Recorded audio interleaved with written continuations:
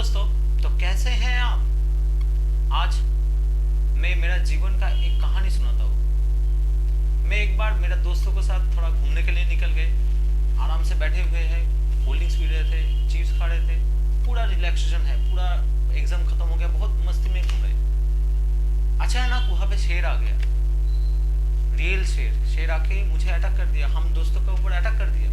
मेरे कान के नीचे ऐसे करके बजाया। मैं तो हालत खराब हो गया, क्या शेर आ गया, डर तो लगेगा। मैं बहुत जोर से चीखा, चिल्लाया, मेरा मन से पसीना निकल गया।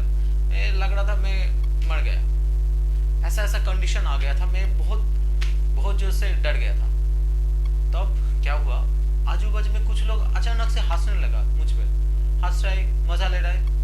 ये कैसे कैसे बदतमीज लोग रहते। एक आदमी डर के मारे मर रहा है, लोग हंस रहे। तो मैं तो बहुत गुस्सा भी आ गया था, टेंशन में आ गया, क्या करूं क्या करूं। तब मेरे कान में आवाज आई, किसी ने बोला अरे तेरा आंखों से चश्मा निकाल। मैं तो चश्मा निकाल के हाथ में देखा कि मेरे सामने एक बड़ा सा टीवी का स्क्रीन है, जायंट स्क्रीन है। बाद में मुझे याद आया, मैं तो आया था एक मूवी देखने के लिए, एक सिनेमा हॉल में। ये 3D मूवी था। तो मैं जब 3D मूवी देखने के लिए कोशिश कर रहा था, देख रहा था, तब मैं पूरा मेरे अपने आप को भूल गया था। मैं कौन हूँ इसे भूल गया था। मैं उस मूवी में इतना ज़्यादा इन्वॉल्व हो गया था कि मुझे लगने लगा कि वही मूवी का दुनिया सच है, वही रियलिटी है। मेरा जो एक्चुअल रियलिटी है इसका कोई वैल्यू नहीं है। आत्म तत्व भी ऐसा ही कहते हैं। हम लोग क्या करते, जो भी हम लोग चीज़ देखते उसमें हम लोग फंस जाते, उसको हम सच मान लेते, रियल मान लेते। और जो वर्चुअल वर्ल्ड है उसको हम इतना तरीके से घुस जाते, इतना तरीके से इन्वॉल्व हो जाते हैं कि हम लोगों को आत्म तत्व के बारे में याद ही नहीं रहता कि हम लोग आत्मा है, हम न पृथ्वी है, न जल है, न वायु है, न अग्नि है। ये सारी चीज भूल जाते हैं। भूल के हम लोग अपने आप को हिप्नोटाइज करते हैं। हिप्नोटाइज करके उसे ही सच मानते हैं जो हम लोगों को दिखाई दे रहा है, जो सुनाई दे रहा है। लेकिन हम लोग अगर अपना मन के अंदर झांकेंगे तब तो हमें दिखाई देगा कि सुनाई देगा कि हम लोग आत्मा है, हम लोग इन सब से अलग है। हम लोग क्या करते हैं, हम लोग अपने आप को ही भ्रमित कहते। भ्रमित करने के स्वरूप हम लोग डिप्रेशन में चले जाते, लड़ाई करते, झगड़ा करते, सोचते, रोते, मजा लेते। ये सब कुछ एक भ्रम है। इसलिए अष्टवक्र महागीता में अष्टवक्र मुनि बोल रहे जीवात्मा असल में आत्मरूप है, साक्षी है, व्यापक है, पूर्ण है, अद्वितीय है, मुक्त है, चैतन्य रूप है, सभी प्रकार क्रियाओं से परे, ना क्रियाएं करती है, ना ही उसमें क्रियाएं घटती है, किसी भी प्रकार संग दोष प्रभावित नहीं होता, किसी भी प्रकार इच्छाएं नहीं होता है, शांत है। संसारमान यदि ये दिखाई देती है तो इसका मतलब भ्रम है। अभी जो बताया भ्रम, मैं अपने आप को भ्रमित करता हूँ। मैं मेरा एक फ्रेंड के बारे में बताना चाहूँगा। वो बहुत ही ज़्यादा भावुक लड़का है, बहुत अच्छा लड़का है, बहुत ही सबके साथ अच्छा रिश्ता रखता है, दोस्त है बहुत अच्छा। वो एक बार प्यार में चक्कर में फंस गया था, किसी लड़की के चक्कर में फंस गया था। उसे प्यार करता था, जी जान से प्यार करता था, लाभड़ में हम लोग उसे कहते थे। उसके साथ 16-17 घंटा फोन पे सिर्फ बातें करते रहता। दिन भर रात भर पढ़ाई करता है, सब कुछ करता है, लेकिन फोन टू फोन कनेक्टेड रहता था।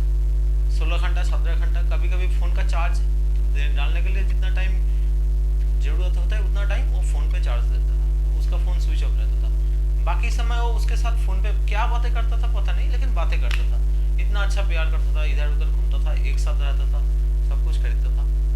तो कुछ दिन बाद ऐसा हुआ, एक समय आया, वो लड़की को एक जॉब मिल गया, बहुत अच्छा जॉब मिल गया, लेकिन लड़का को उतना अच्छा जॉब नहीं मिला। वह लड़की का मम्मी पापा बुला के तुम्हारे साथ रिश्ता नहीं हो सकता है, काट ऑफ कर दो। तो लड़की ने क्या किया, उसको साथ ब्रेकअप करके चला गया।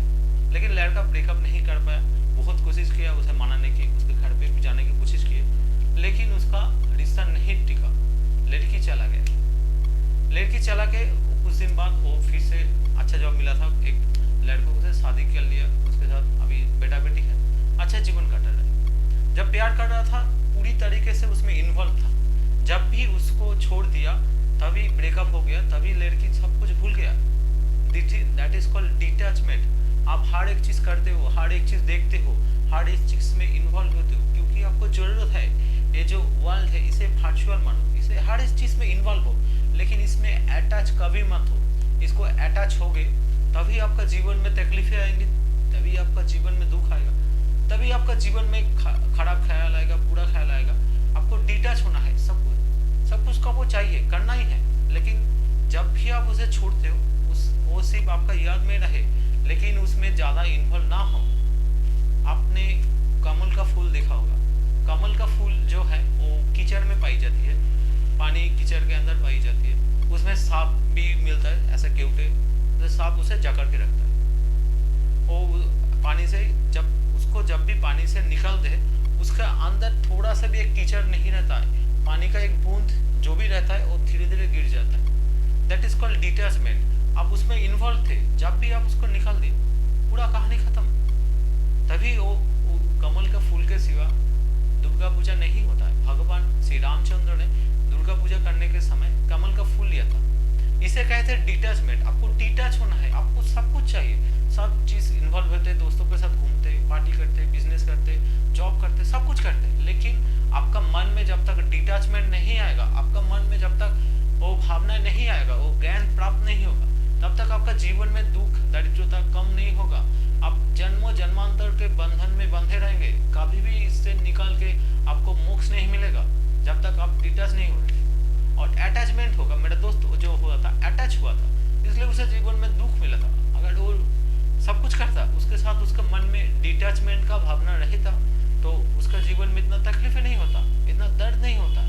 तो अष्टवक्र महागीता बोलते हैं आपको डिटैच होना है। आपको किसी चीज में सब कुछ आप करते हैं, लेकिन किसी में आपको अटैचमेंट नहीं होना चाहिए, डिटैच होना चाहिए।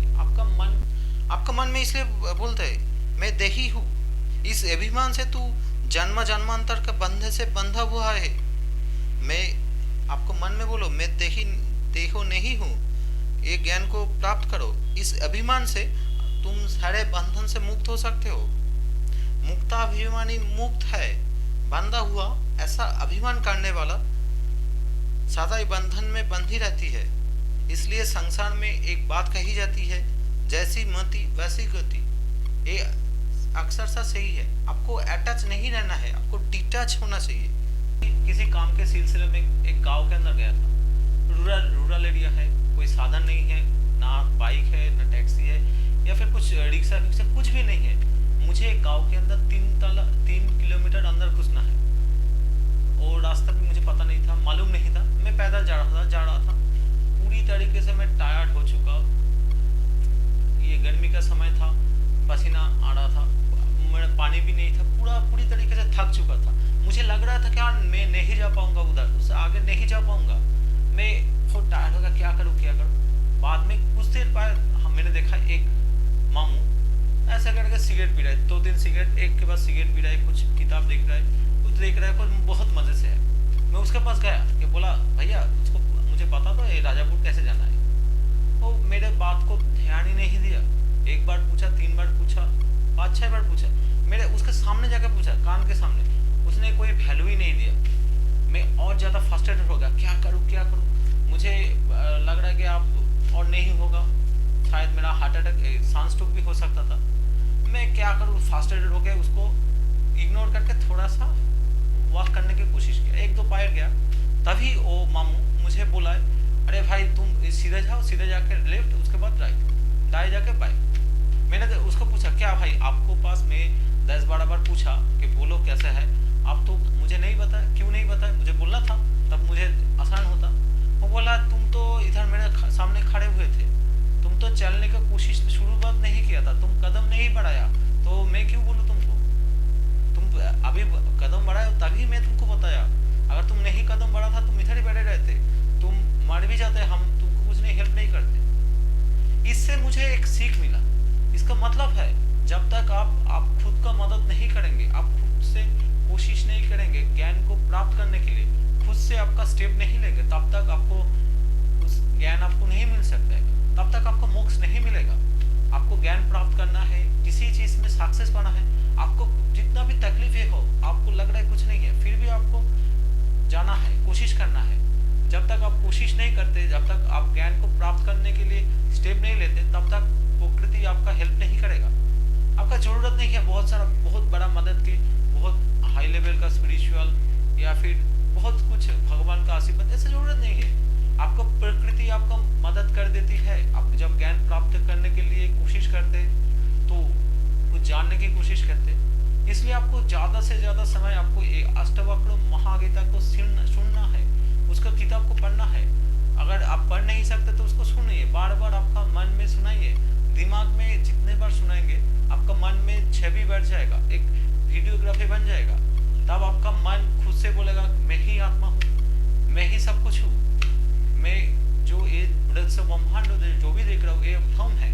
जब आपका मन में भ्रम, आपका भ्रम को आप हटा लेंगे, आपका मन में इसको बैठा लेंगे बार बार सुन के, तभी आपका मोक्ष एक ही सेकंड में आपको आ जाएगा। आपको सिर्फ सुनना है, बार बार जानना है इसको, आपका ब्रेन में बोलना है, आपको खुद से मेहनत करना है। जब तक आप नहीं करेंगे तब तक आपको प्रकृति महामाया आपको नहीं छोड़ेगा, आप ज्ञान प्राप्त नहीं कर पाएंगे। और जब तक आपको ज्ञान नहीं प्राप्त होगा आप जन्मांतर के बंधन में बंधे रहेंगे, आप फंसे रहेंगे, आप डिप्रेशन में रहेंगे, आप दूसरे को कोसेंगे, लेकिन आपको मोक्ष नहीं मिलेगा। इसलिए आपको स्टेप लेना है, थोड़ा थोड़ा करके वही चीज करना है जहाँ पे ज्ञान है। ज्ञान के मार्ग के सिवा आप किसी भी तरीके से आपको मोक्ष नहीं मिलेगा। आप कर्म करते, कर्म करने से आपको मोक्ष मिलने का संभावना थोड़ा सा कम है। भक्ति मार्ग में भी आप करते, वो भी एक कर्म का अंदर आएगा। आपको मन में वो ज्ञान है कि भगवान के पास हम जाएंगे, उसको बार बार बुलाएंगे तो वो मुझे सहायता करेगा, ये भी एक ज्ञान है, एक टाइप ऑफ ज्ञान। वो एक ज्ञान मार्ग के सिवा आपको मोक्ष नहीं मिल सकता है। लेकिन स्टेप आपको ही नहीं लेना है, आपको ही एक स्टेप बढ़ाएंगे तभी आपको प्रकृति आपको सहायता करेगा, तभी जो नॉलेज है आप खुद से ही सब कुछ जान लेंगे।